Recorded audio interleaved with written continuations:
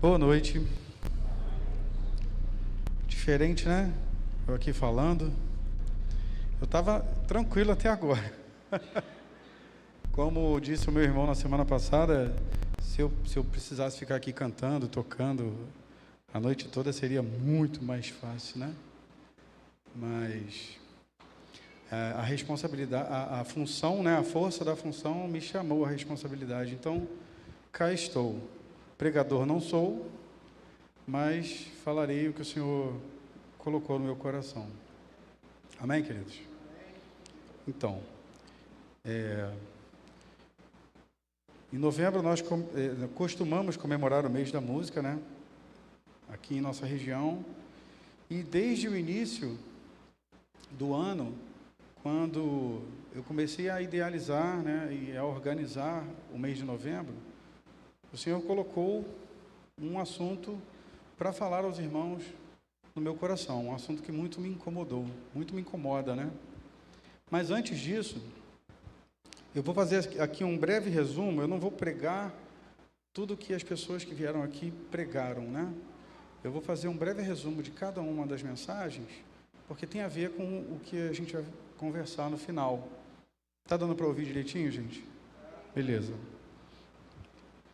No início do mês, a convidada foi a Mariane Godoy, né? Aquela que estudou comigo e depois me deu aula.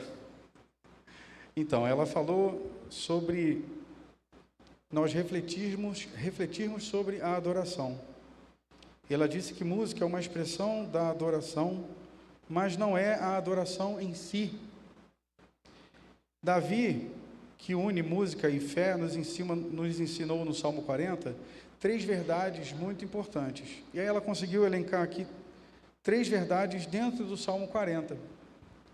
A primeira foi: a adoração começa em Deus. Quem estava aqui quando a Mariane pregou? Foi uma bênção, né, gente? Muito nos edificou. Ela disse o quê? Davi estava numa profunda aflição. Ele estava no que parecia ser um poço. E nada podia fazer por si mesmo. Ele espera no Senhor e Deus se inclina e o tira do atoleiro, firma os seus pés e lhe dá um cântico novo. A iniciativa é sempre de Deus. A graça nos alcança antes de qualquer resposta nossa. Uma segunda verdade que ela encontrou no Salmo 40 e trouxe para nós foi que a adoração não nos torna perfeitos. Ela até usou aqui um termo, ela falou que a adoração não nos torna super-humanos, né? Super-heróis. Mesmo depois da vitória, Davi confessa seus pecados e limitações. Conhecer Deus não nos coloca num pedestal, apenas aumenta a nossa consciência da dependência que nós temos do Senhor. E aí uma terceira verdade que ela nos trouxe é que a adoração se completa na comunidade. Davi compartilha a sua experiência. Muitos verão e confiarão no Senhor. Ao enviar o Salmo 40 ao mestre de canto, cadê o Tiago? Mestre de canto, né, Tiago? Ao enviar esse salmo a ele mostra que a adoração também é um testemunho e comunhão. Vida cristã isolada não se sustenta. Nós somos fortalecidos juntos. E aí nós conseguimos aplicar o seguinte: todos nós estamos em algum momento do Salmo 40. Ou estamos buscando socorro, ou estamos celebrando, ou estamos reconhecendo falhas, ou estamos precisando voltar à comunhão. O mesmo Deus que resgatou Davi continua se inclinando para nós hoje. E aí eu gostaria que vocês prestassem atenção que as mensagens que foram pregadas, elas não propositadamente ou não coincidentemente, elas têm um link, elas conversam entre si, elas têm algo em comum. E a gente vai perceber isso ao longo dessa fala. A irmã Cristina, pregadora daquele domingo, nos falou, ela iniciou a mensagem contando a sua trajetória na música e como Deus a guiou através dela. Desde cantar aos 15 anos, até estudar violino, flauta. Aí, pastor, ela toca flauta. e participar de uma orquestra onde ela conheceu o seu lindo esposo. E aqui ela teve a oportunidade naquele dia de contar a versão dela da história, né? E hoje eu não vou contar a minha versão, fiquem tranquilos, pode ficar tranquila, mas um dia eu vou contar. No entanto, ela afirma que, apesar da música ter sido importante, o essencial na vida dela foi a adoração ao Senhor. Não tinha a ver com a música. E aí ela nos fala que a partir de Miqueias, no capítulo 6, de 6 a 8, destaca que o povo buscava impressionar a Deus com sacrifícios, mas negligenciava o que ele realmente queria. E o que realmente o Senhor queria? Justiça, amor e humildade. Assim também acontece hoje. Muitos confundem música com adoração verdadeira. O intuito, desde o começo do mês, né, é mostrar e é nós entendermos que a adoração não necessariamente tem a ver com música, nem a adoração, nem o louvor. Vamos prosseguir. No mês da música, a Cristina propôs refletirmos sobre algo que parece o oposto da música. Alguém lembra o que era? O silêncio. E aí ela deu uma breve aula de teoria musical aqui, falando sobre o silêncio. O silêncio na música também é música. Nós temos aquelas figuras, todo mundo conhece, né? Aquela bolinha, uma haste e um colchete. É a figura mais comum. Aquela figura determina na música o momento em que você vai cantar ou tocar, né? E ela tem uma duração de tempo. As pausas são chamadas figuras de silêncio, que também são música, porque elas estão ali na partitura e elas têm o seu tempo, elas têm que ser contadas, mas no momento da pausa nós não cantamos e não tocamos. Mas o silêncio na música também é música, ele faz parte da música.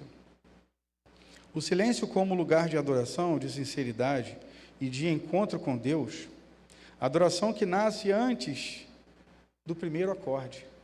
Lembra que a adoração não tem a ver com música? A adoração nasce antes da música começar, antes do regente dar aquele movimento preventivo para a banda começar a tocar, a adoração já começou. Ela usou letras de 2 músicas para mostrar que belas melodias e emoções não substituem uma vida transformada. E aí ela conseguiu elencar alguns pontos principais. A adoração não é só música, é vida. Não adianta cantar, chorar, sentir a presença de Deus no culto, se a vida não demonstra obediência e vida transformada. O adorador não é movido pelo ambiente, mas pela consciência. Luzes, emoção, música, são adornos. É muito fácil, nós temos um ambiente maravilhoso, né? Logo, muito em breve, né, Marluz, teremos um ambiente mais confortável, com umas bancadas. Amém? Amém. E isso tudo nos ajuda, né? Um ar-condicionado, um ambiente tranquilo, né? No momento de uma música mais contrita, de reflexão, aí a equipe da luz lá baixa as luzes, e aí você consegue se expressar com um pouco mais de liberdade, né? Sem reservas, porque quem está do seu lado não está te vendo, porque a luz está um pouquinho mais baixa. Então, isso tudo nos facilita, nos ajuda, nos conduz. Mas, quando acontece uma situação igual aconteceu naquele dia aqui, que nós ficamos sem energia elétrica, né? Rapidamente, a equipe do som, a equipe da mídia, conseguiu montar aqui um esquema em que nós, com poucos recursos, sem ar-condicionado, sem iluminação favorável, a igreja veio todo para esse lado, nós conseguimos cantar aqui, o culto aconteceu, nós prestamos o nosso culto, e não foi tão bonito, não foi tão bom, foi um negócio assim tão intimista, foi maravilhoso, com poucos recursos.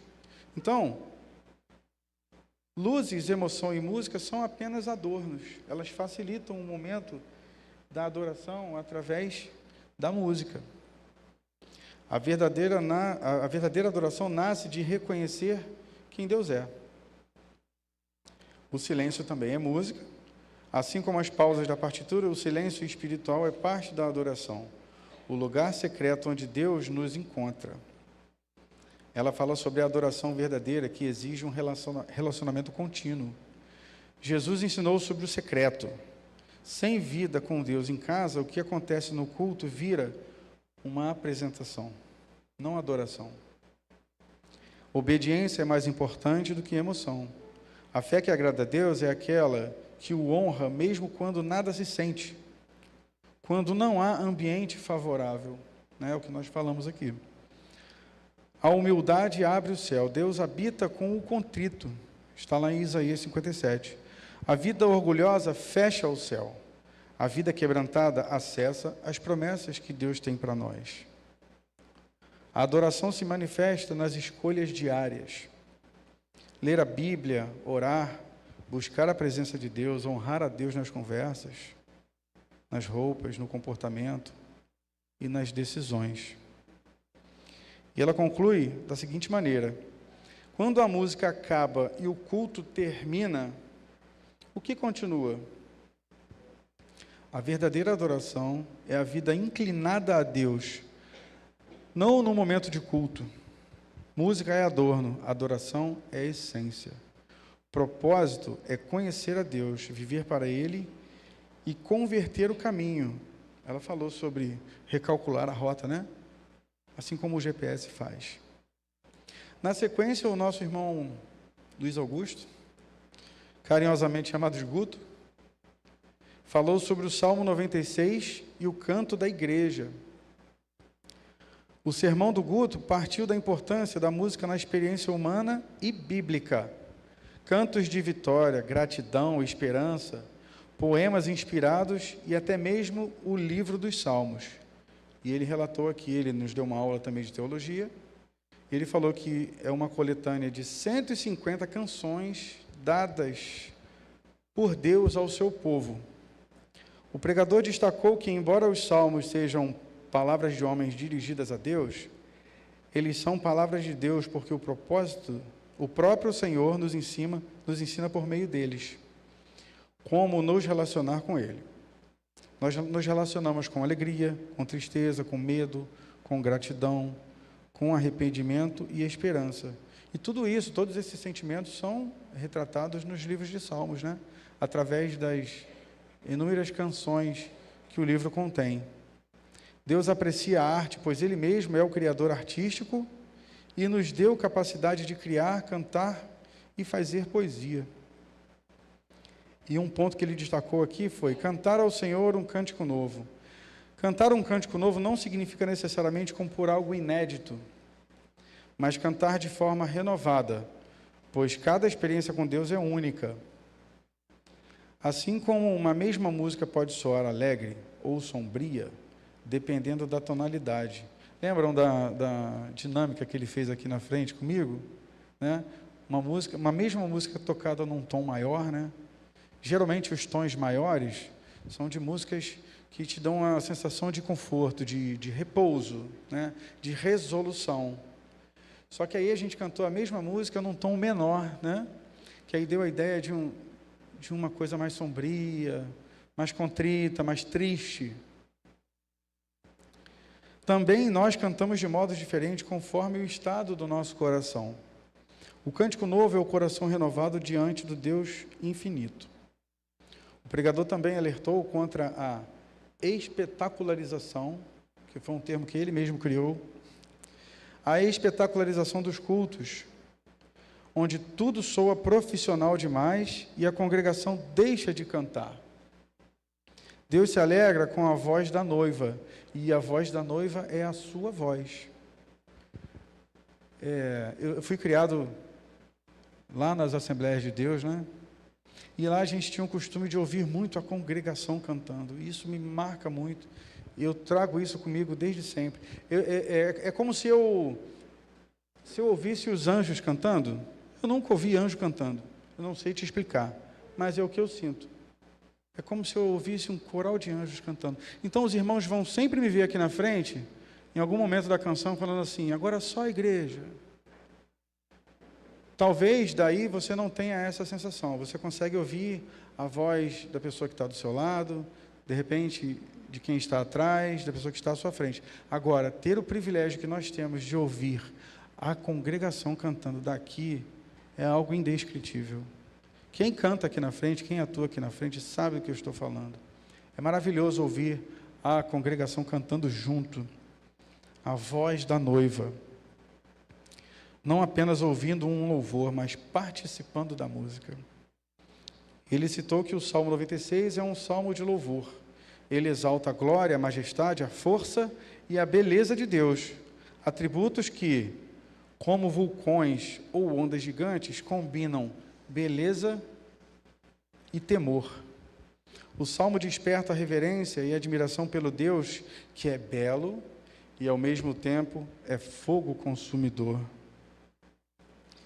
E ele diz que o Salmo 96 também é um chamado. O texto convoca o povo de Deus a anunciar entre as nações que o Senhor reina. Chamamos Deus de Senhor porque Ele é rei e governa sobre toda a criação. A igreja não pode limitar essa verdade às suas paredes. O Senhor virá julgar o mundo em justiça e essa realidade deve impulsionar a nossa missão. O pregador também nos lembrou que os cristãos não serão julgados pela sua própria vida, mas pela vida perfeita de Cristo, que assumiu a nossa culpa na cruz e ressuscitou. E Ele prometeu que vai voltar. E esse será o dia em que todos os salvos cantarão juntos um cântico novo diante do Rei. A gente até cantou aquela música, né? Autor da minha fé. Eu vou falar uma coisa aqui, que eu já falei para algumas pessoas, e a igreja já está sabendo. Se caso eu me for antes da volta de Jesus, por favor, cante Autor da minha fé. Lá quando estiver todo mundo chorando lá, toma um fôlego e canta Autor da minha fé. Porque retrata exatamente o que ele disse aqui no final. Imagina, tenta visualizar. Eu acho que você pode ir para casa tentando visualizar esse momento em que todos os salvos, isso é um privilégio só para quem é salvo, todos os salvos cantarão juntos um cântico novo, um cântico que você nunca viu, nunca ouviu, não é como se fosse uma música que acabou de lançar, um cântico novo. Imagina que todos os salvos cantarão juntos na glória, diante de Jesus, nosso Rei. Deve ser maravilhoso, não é? Não sei, eu estou trabalhando para isso, né? Eu estou tentando colocar a minha vida nessa direção, que eu aguardo ansiosamente esse dia. E ele nos leva a refletir no que significa chamar Jesus de Senhor. Coloque a sua vida sob o seu governo, as suas decisões, as suas prioridades e o seu caráter. Logo na sequência, o pastor Júnior nos leva a refletir sobre a passagem dos 4 amigos que levaram um paralítico pelo telhado, né, para que Jesus pudesse curá-lo. O paralítico, ele consegue identificar aqui 3 grupos nessa passagem. O primeiro grupo está o paralítico, que é o foco da compaixão de Jesus, que antes de andar, recebe o perdão e a restauração interior. No segundo grupo estão os mestres da lei, que mesmo vendo o milagre, permanecem fechados, presos à religiosidade e incapazes de se alegrar com a cura. No terceiro grupo estão os 4 homens que carregam o paralítico. Eles são um modelo de servos cuja fé ativa conduz alguém a Jesus. A mensagem ressalta que Jesus olha para além das aparências e trata primeiro o coração, perdoando pecados e trazendo restauração completa. O serviço cristão, e aí você preste atenção nessa palavra, serviço, só é verdadeiro quando nasce dessa restauração. e não de mera rotina religiosa. Quem serve com um coração curado torna-se pragmático. Quem serve sem um coração curado torna-se pragmático, amargurado e distante da verdadeira adoração. O texto conclama cada pessoa a identificar onde está o seu coração, em que momento. No lugar do paralítico, necessitado, no lugar dos mestres da lei, que eram incrédulos, ou no lugar do servo fiel. Logo na sequência, o nosso querido reverendo Mauro Sanches falou sobre a sensibilidade ao Espírito Santo. E ele citou, em seu sermão, algumas características para que a sensibilidade ao Espírito Santo fosse desenvolvida, segundo a Bíblia. Um dos pontos que mais me chamou a atenção dessas características são práticas espirituais essenciais. E ele conseguiu elencar aqui 4 práticas espirituais essenciais necessárias para que a sensibilidade ao Espírito Santo seja desenvolvida, que me chamou muita atenção. E ele, inclusive, falou sobre isso de manhã. Essa mensagem foi do domingo passado. A oração, a leitura e a meditação da palavra, a comunhão com os irmãos e a participação ativa na igreja e no serviço cristão. Mais uma vez, a gente está falando de serviço. O Espírito Santo nos move à comunhão, ao culto, ao serviço e à compreensão das Escrituras. Quem não se envolve nas práticas, dificilmente percebe a ação do Espírito Santo em sua vida. Na sequência, o Samir, meu irmão, iniciou a mensagem lembrando do impacto de 2 Crônicas 20, quando Josafá enfrenta um exército poderoso. Diante da ameaça, ele convocou o povo ao jejum, à oração e clama a Deus. O Senhor responde dizendo que a batalha não era deles, mas dele, do próprio Deus, e que apenas deveria tomar posição. Josafá então coloca os músicos à frente do exército, não para cantar cânticos de guerra, mas hinos de gratidão. Dai graças ao Senhor, porque o seu amor dura para sempre. Enquanto o povo louvava, Deus lutava por eles. A reflexão mostra que muitas vezes enfrentamos aflições que parecem maiores do que as nossas forças.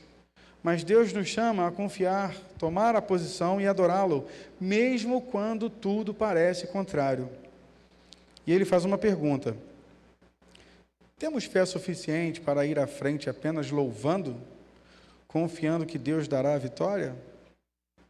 Nós teríamos essa coragem? Teríamos a nossa fé tão alicerçada a ponto de ir à frente de um exército, somente louvando, entregando toda a responsabilidade da vitória da guerra nas mãos de Deus? Pois foi o que Josafá fez. Em seguida, o pregador entrou numa segunda parte de Isaías 6. A visão dos serafins revela que eles tinham 6 asas. 2 cobriam o rosto, 2 cobriam os pés e 2 serviam para voar. O ensino aqui é que serviço é importante. Mais uma vez falamos sobre serviço. Mas não pode ocupar todo o nosso ser. Parte maior da nossa vida precisa ser dedicada à reverência, humildade e adoração a Deus. Assim como os músicos da batalha de Josafá serviram com excelência, mas confiaram o resultado a Deus, também nós devemos servir com dedicação, seja no louvor, na ceia, no diaconato ou em qualquer outro ministério disponível que há na igreja. Mas sem deixar que o serviço nos roube a devoção. Isso é um ponto muito importante, porque eu vou falar sobre isso daqui a pouco. Mas quando nós temos poucas pessoas disponíveis para trabalhar no reino, nos ministérios, nós vemos aqui um grupo de pessoas doando tudo de si nesse ministério aqui, e aí daqui a pouco tem uma outra programação, esse mesmo grupo vai para ali e arruma tudo. Por quê? Porque a gente não tem pessoas que trabalhem. Então, o serviço acaba nos roubando a devoção, né? O momento que nós teríamos para ser reverentes, o serviço em excesso acaba roubando, acaba nos atrapalhando de desenvolver as outras áreas que nós precisamos desenvolver no reino de Deus. A conclusão dele reforça que a palavra de Deus é segura. E ele fala novamente: 2 asas cobrem o rosto, sinal de reverência. 2 asas cobrem os pés, sinal de humildade. E as 2 asas que servem é o sinal de trabalho, ou seja, serviço. E aí ele conclui dizendo que a nossa vida siga em equilíbrio, adorar, reverenciar e servir com excelência, confiando no Deus que luta por nós. A segunda parte dessa mensagem, e agora são as minhas conclusões, né? De acordo com o estudo que eu fiz sobre essas pregações e aquele assunto que eu falei no início, que Deus colocou no meu coração. Se o Marcos puder colocar aí no livro de João, capítulo 4, versos de 22 a 24, nós lemos essa passagem agora no início do culto. 4, 22, 24. Bom. Será que eu errei? Então, 4, 20, 22 a 24.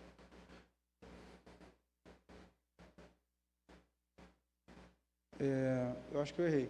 Mas a hora vem, e agora é... Qual é? É antes? Tem como voltar, Marcos? Não, eu acho que eu errei então, Marcos. Deixa eu ler aqui. Mas a hora vem, e agora é, em que os verdadeiros adoradores adorarão ao Pai em espírito e em verdade, porque são esses que o Pai procura para seus adoradores. Deus é espírito e é necessário que os seus adoradores o adorem em espírito e em verdade. É 4:24. Eu tinha errado. Tudo bem. Ao longo do mês da música, o Senhor nos conduziu por uma caminhada espiritual muito profunda. Nos primeiros domingos nós fomos lembrados que a verdadeira adoração começa no coração, no secreto, onde ninguém está vendo, mas onde Deus conhece a sinceridade da nossa devoção.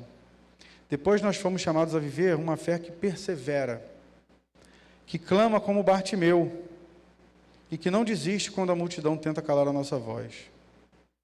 Também ouvimos sobre a importância de uma vida coerente. Não adianta cantar se a vida não canta junto, se a vida não está de acordo, pois a adoração verdadeira não termina quando a música acaba. Ela continua na segunda-feira, nas escolhas diárias, na obediência. E agora, o Espírito Santo nos conduz a um ponto inevitável. E aí é aquela relação que eu falei, né? Que eu vou falar agora. A gente falou sobre serviço desde o início.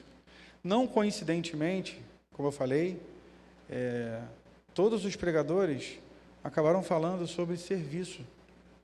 E era exatamente o assunto que Deus tinha colocado no meu coração lá desde o início do ano, quando a gente estava idealizando o mês de novembro, né? A adoração sempre desemboca no serviço. Porque a adoração sem entrega vira apenas emoção. A adoração sem serviço vira uma apresentação. Mas a adoração com serviço se transforma em vida para Deus. Depois de um mês inteiro falando sobre louvor, a presença de Deus, secreto, coração quebrantado e a obediência, resta uma pergunta: como devolvemos tudo isso ao Senhor? Deus não quer apenas a nossa voz. Ele não quer apenas a gente que está aqui em cima cantando. Ele não quer apenas as nossas mãos, de você que trabalha fazendo alguma coisa com as mãos em algum ministério. Não quer apenas os nossos pés. Ele quer o nosso tempo, a nossa disponibilidade e a nossa disposição. E na Bíblia nós temos alguns exemplos de que a adoração sempre está ligada ao serviço. No livro de Romanos, capítulo 12, verso 1, está escrito: apresentem seus corpos como sacrifício vivo. Este é o vosso culto racional. Ou seja, culto e entrega prática são inseparáveis. Mais um exemplo bíblico. 1 Samuel, no capítulo 12, verso 24. Tão somente temei ao Senhor e servi-o fielmente com todo o vosso coração. Não é servir por obrigação, é servir por gratidão. No Salmo 100, verso 2, diz assim: servi ao Senhor com alegria. Ora, o mesmo Salmo que fala de entrar com cânticos, fala também de servir. Mateus 20, 28, o Filho do Homem não veio para ser servido, mas para servir. Se o próprio Cristo entendeu o ministério como serviço, se ele viveu o ministério dele aqui na terra, servindo, quem somos nós para estar nos bancos sendo espectadores? Não há cabimento, não há condições.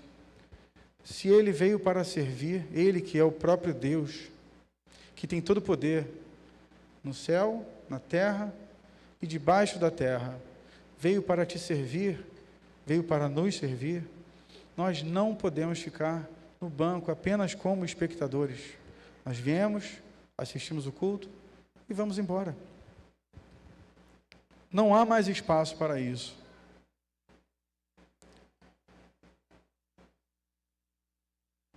E agora uma palavra para quem se machucou durante o percurso. Para quem se machucou no caminho. Deus quer restaurar o seu serviço. Essa questão vem me incomodando há muito tempo. Muito tempo. E me traz uma tristeza muito grande, porque quando a gente está aqui na frente, a gente sabe quem é visitante, a gente sabe quem chegou atrasado, a gente sabe quem chegou na hora, né? Tem uns que entram aqui fazendo gracinha para a gente rir. Não é o Neto, não. Não é o Neto, gente. Só que a gente vê daqui também, a tristeza vem daí. Pessoas que já serviram, mas hoje não servem mais. E quando eu falo servir, queridos, não tem a ver com prestar. Ah, você prestou, não presta mais. Não. Você já esteve servindo em algum ministério, mas hoje você não está mais servindo em ministério algum. Pessoas que já trabalharam, já se envolveram e já fizeram parte de algum ministério. Mas, no meio do percurso, durante o caminho, de alguma maneira se feriram, se entristeceram, foram até injustiçados, talvez criticados, ignorados, ou simplesmente cansaram por algum motivo, ou pelo excesso de trabalho, por falta de trabalhadores, ou por algum outro motivo que eu desconheço. Hoje você até canta, mas não serve. Você está presente, mas não está envolvido.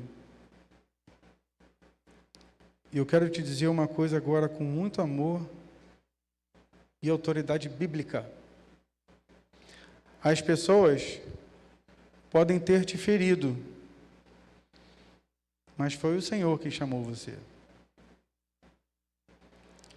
E acredite, Ele não se arrependeu de ter te chamado. Ele te chamou um dia porque Ele queria que você fizesse o que você sabe fazer.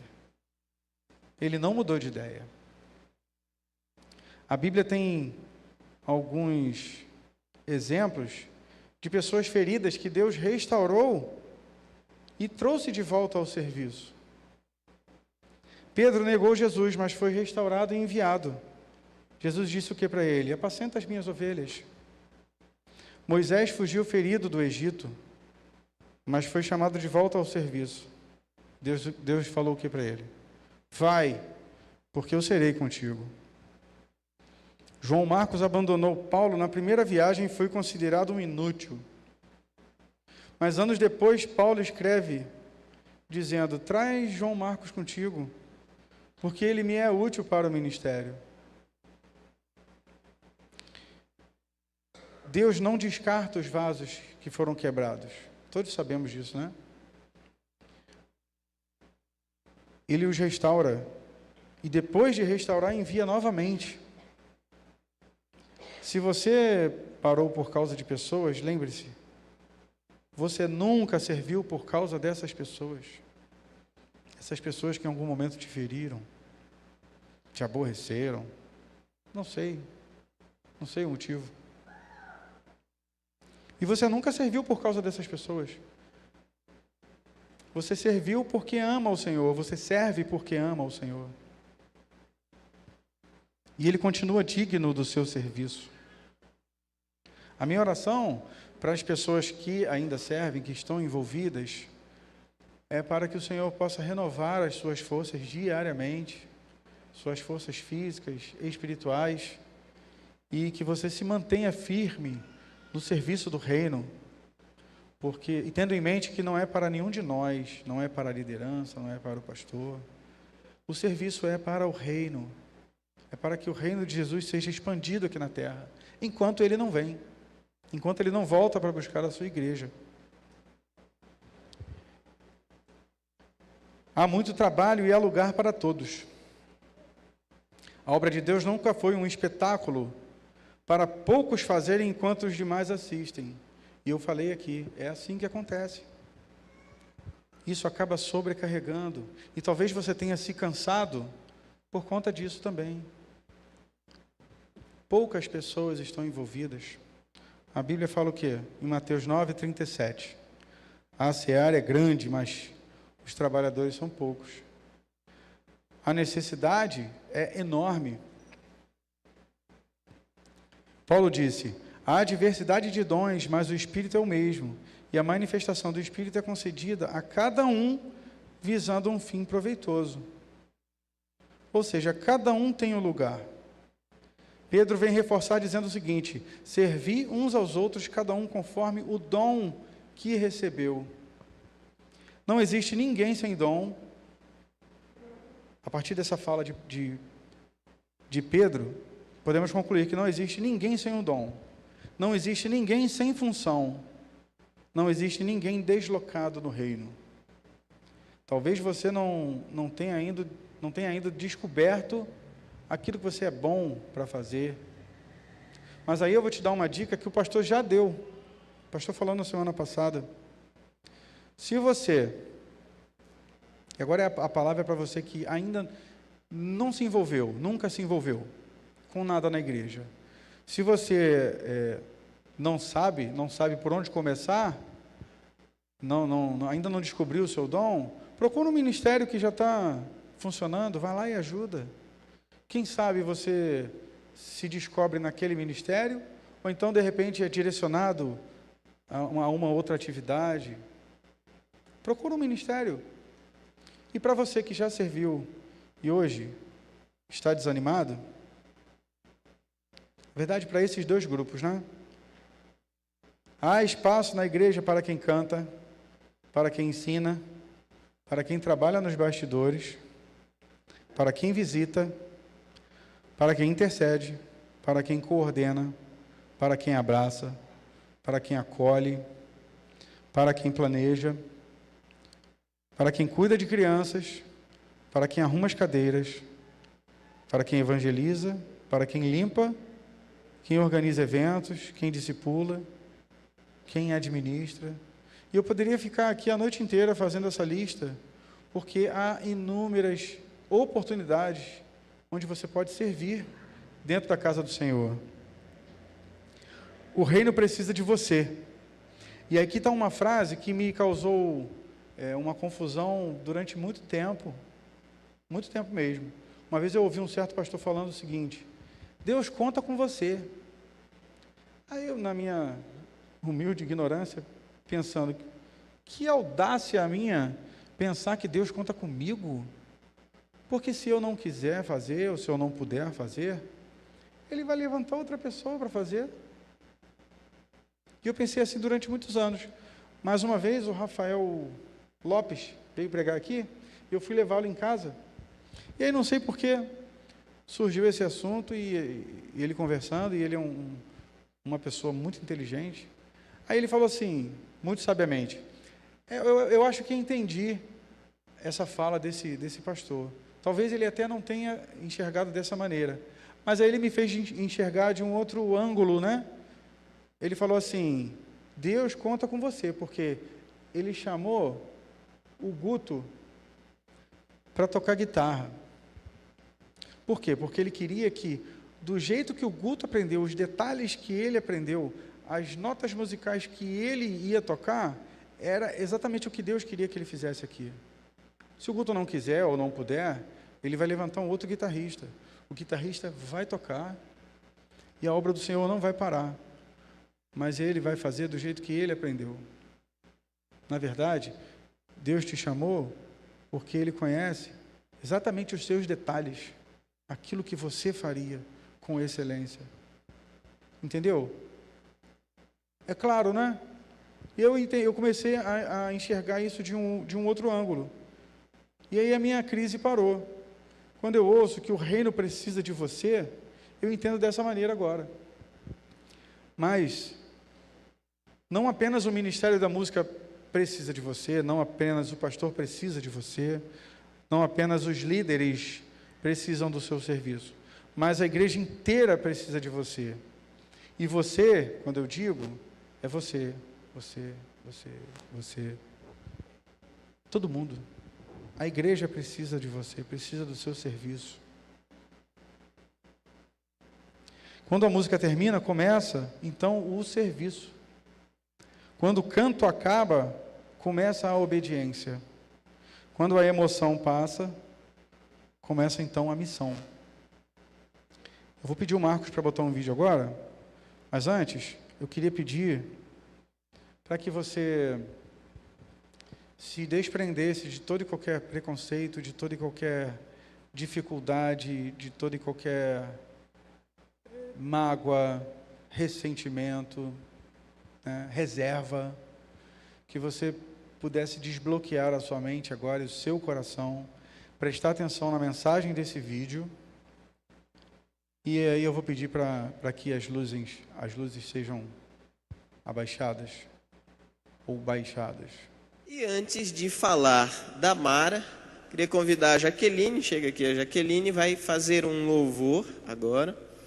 E eu convidei a Jaque, né, como eu costumo chamá-la, porque um dia na reunião dos cadeirantes, na sexta-feira, a Jaque falou, pastor, posso fazer um louvor? E eu falei, meu Deus, como é que ela vai fazer um louvor? Mas falei, pode fazer o louvor sim, louva a Deus aí. A primeira palavra dela, sabe o que foi? Ela falou assim, eu não sou cantora, eu sou adoradora.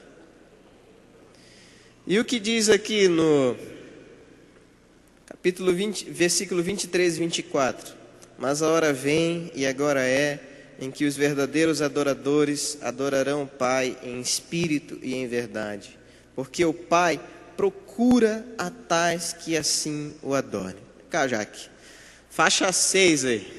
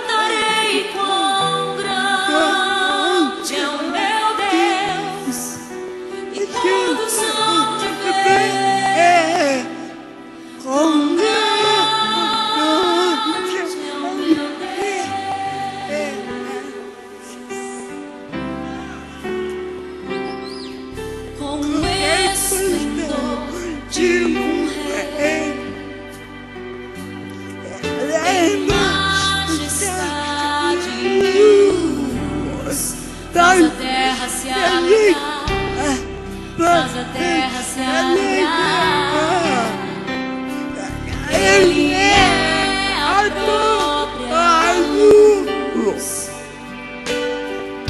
as trevas vão fugir, tremer com sua voz, tremer com sua voz. Quão grande é o meu Deus, cantarei quão grande é o meu Deus, e todos hão de ver quão grande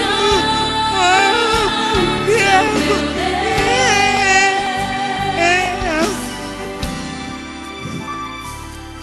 Por gerações Ele é, o tempo está em tuas mãos, o começo e o fim, o começo e o fim. Esse forma nenhum, Filho, Espírito e Pai, Cordeiro e Leão, Cordeiro e Leão.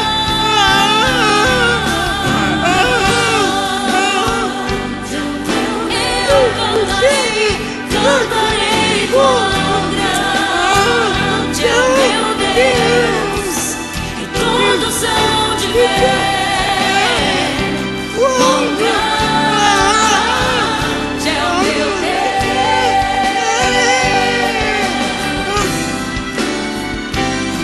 Sobre todo nome é o seu, tu és digno do louvor. Eu cantarei quão grande é o meu Deus, é o meu Deus. Quão grande é o meu Deus, eu cantarei, Ele é grande, todos hão de ver quão grande é o meu Deus. Eu cantarei quão grande é o meu Deus.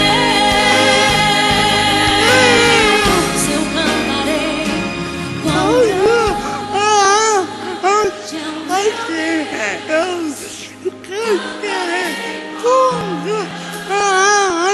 é o meu Deus. Então,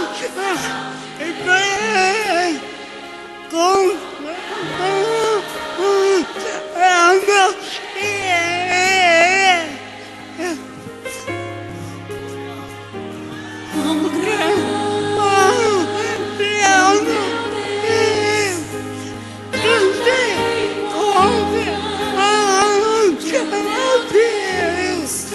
e todos hão de ver quão grande é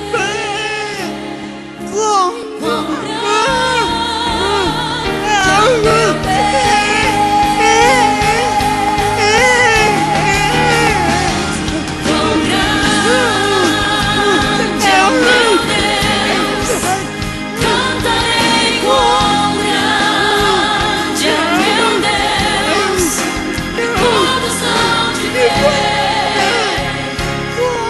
grande é o meu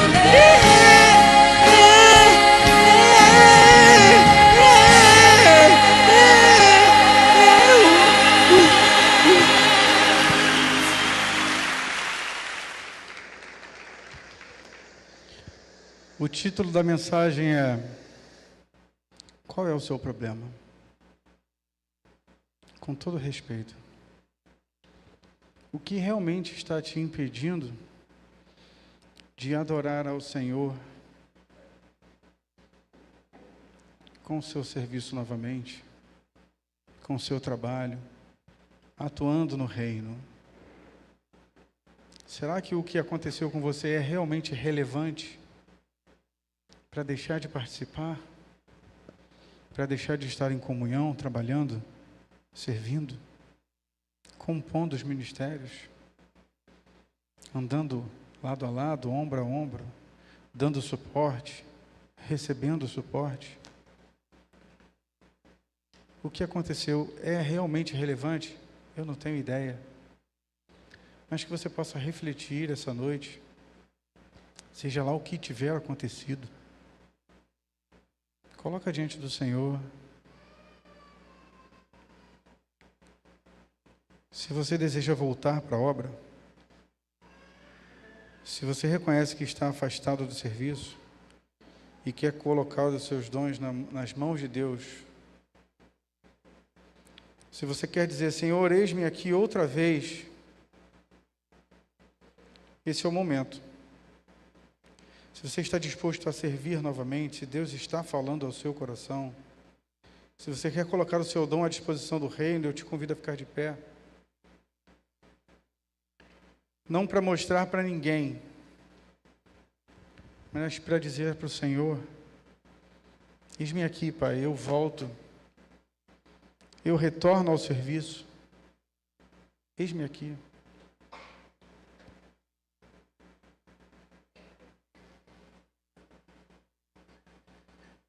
É só um ato de coragem. Se você quer colocar de novo a sua vida no altar, diante do altar, servindo, voltando à comunhão, se coloca de pé. Quero chamar o Ministério de Louvor.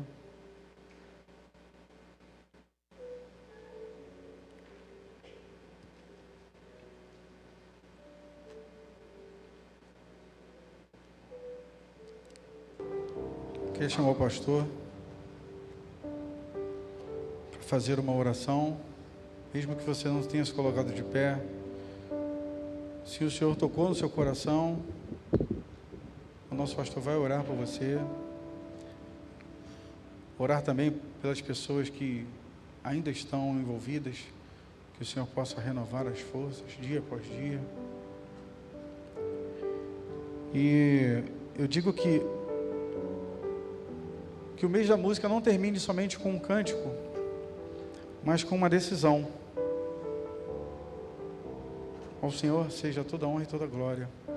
Amém?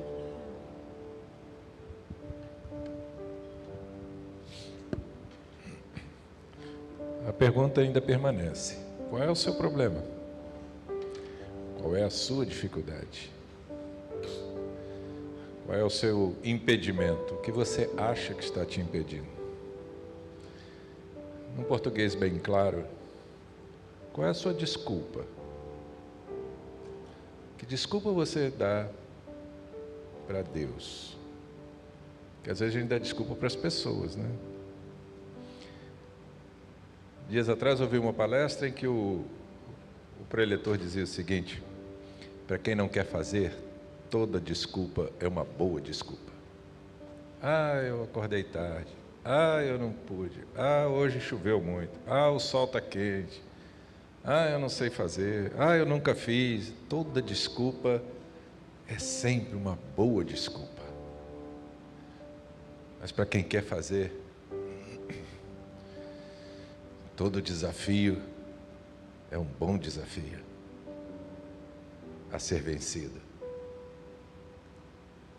Eu queria convidar novamente você a tomar essa decisão de servir.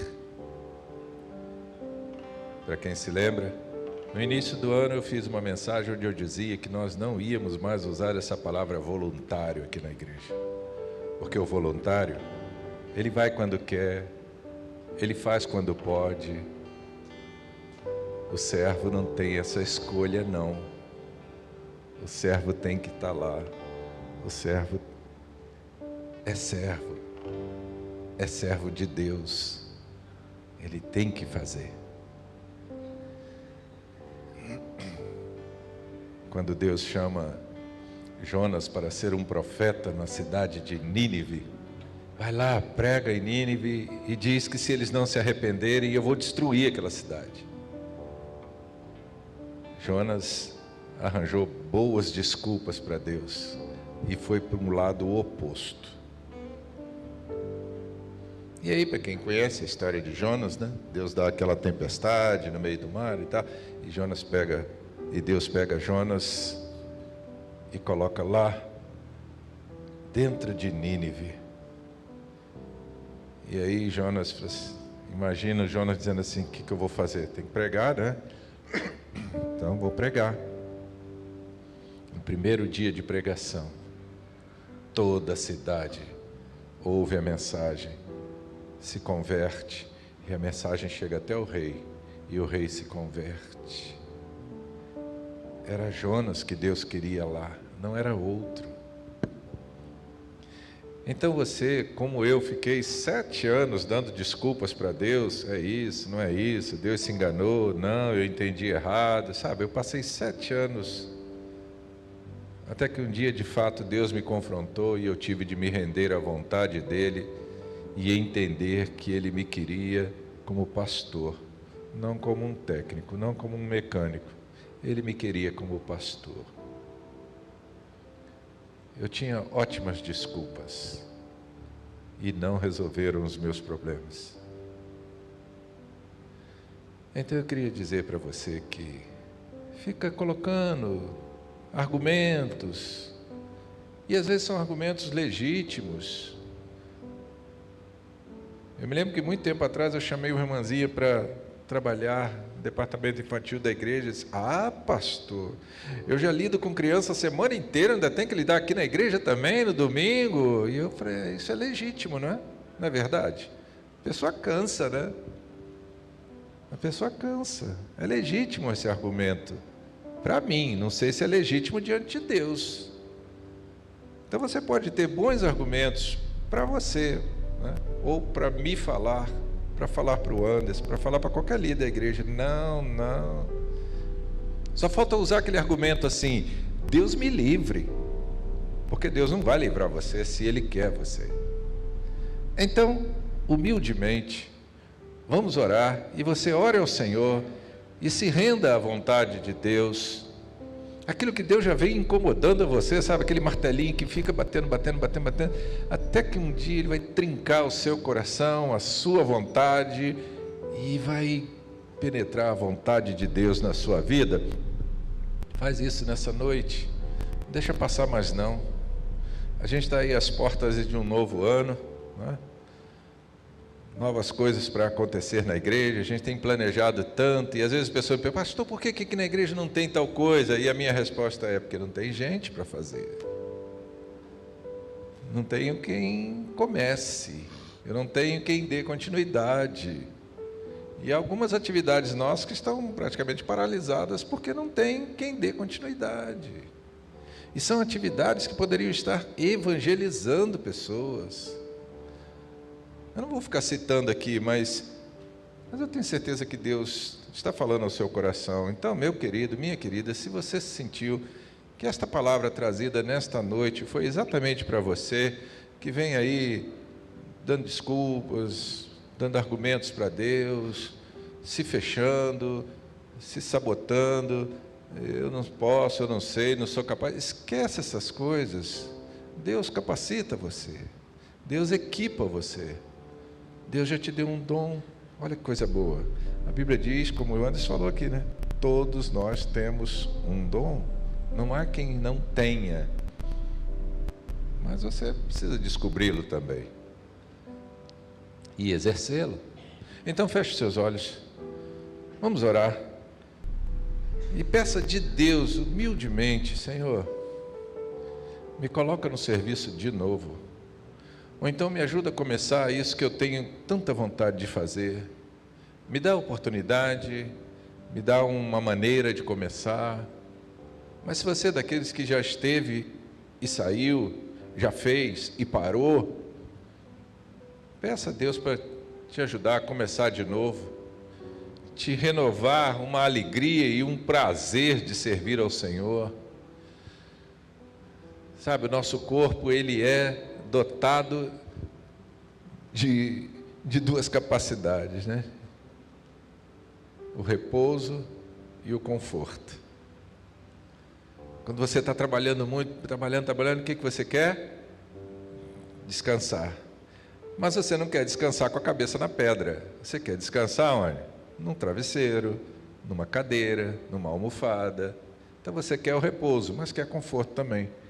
Só que se a gente só fica no repouso e no conforto, o corpo também relaxa. E pode ser que você esteja assim, vivendo esse relaxamento, né? Esse descanso prolongado. Levanta dessa cadeira, levanta dessa acomodação e vamos trabalhar. Há muito o que fazer, vamos servir. Coloque-se nas mãos do Senhor e faça. Então feche os seus olhos agora e humildemente e com toda a sinceridade do seu coração, coloque-se diante de Deus e diga: Senhor, eu estou aqui de novo, porque eu quero servir de novo, renova a minha alegria. Vamos orar? Vamos orar? Eu vou deixar por alguns segundos você iniciando a sua oração e falando com Deus, só você e Deus, só você e Deus.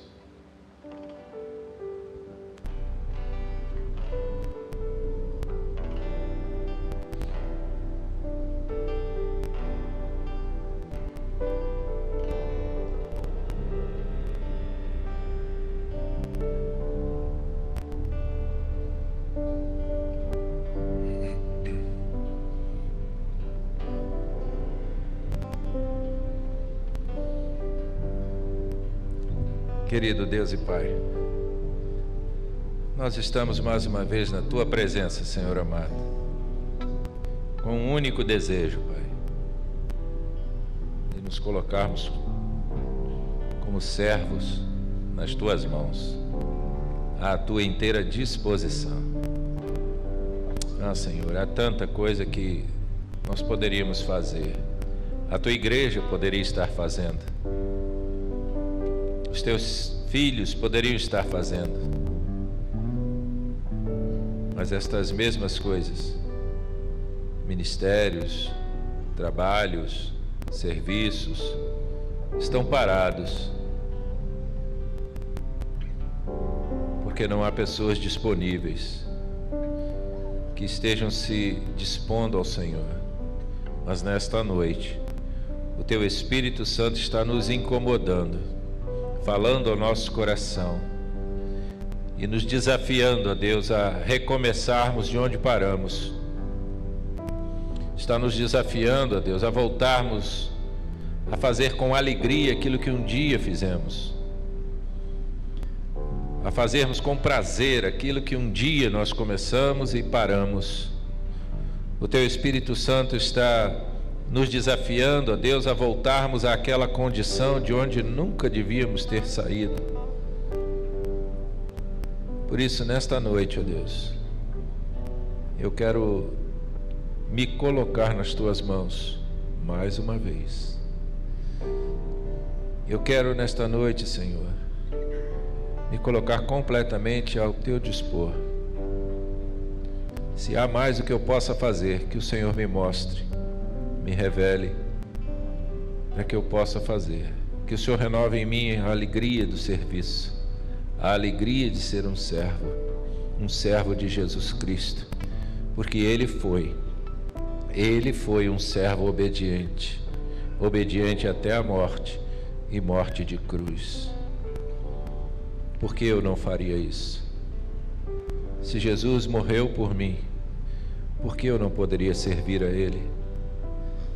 Se Jesus se sacrificou por mim, por que eu não poderia fazer isso por Ele? Se Jesus deu a vida dele por mim, por que eu não posso fazer isso? Que estas perguntas estejam acontecendo também no coração de cada um que aqui está. Se Jesus Cristo morreu por nós, por cada um de nós, por todos nós, por que nós não podemos dar a vida por Ele? Dar do nosso tempo, da nossa capacidade? Ó Deus, tira de nós todo medo, toda limitação, toda timidez, e faz de nós, ó Deus, instrumentos vivos nas Tuas mãos, homens e mulheres, jovens, adolescentes, idosos. Nós ainda podemos Te servir. Então venha nos usar, ó Deus. Venha nos colocar onde exatamente o Senhor quer nos colocar. Seja dentro da igreja, fora dela, em algum ministério aqui, em algum ministério fora, mas que o Senhor nos use exatamente onde o Senhor quer. Porque é isso que queremos ser, servos, unicamente servos. Nos consagramos agora, pelo nome de Jesus Cristo, o nosso Senhor. Amém. Amém, Deus. Eu gostaria de repetir, se me permite, Anderson, o apelo que ele fez. Se nesta noite você sentiu que esta mensagem foi para você, e você quer recomeçar de onde parou, e você quer começar algo que Deus já tem falado ao seu coração em algum momento, eu não vou pedir que você levante a mão agora mais não, mas eu vou ficar ali naquele cantinho, perto daquela mesa ali. Quando acabar o culto, você vem falar comigo e diz: pastor, eu quero recomeçar. Ou então você vai dizer assim: pastor, eu tenho algo novo que eu gostaria de começar. E a gente vai conversar e nós vamos orar juntos. Mas você não saia nesta noite deste lugar sem que a gente possa conversar, se exatamente Deus falou ao seu coração. E nem importa se você é desta igreja, de repente você é de outra igreja, está aqui, está visitando, não importa, você quer servir lá na sua igreja, amém, venha falar comigo e nós vamos orar juntos. Mas não saia deste lugar nesta noite, se Deus tocou no seu coração, não saia sem que a gente possa conversar e orar juntos. Amém? Amém?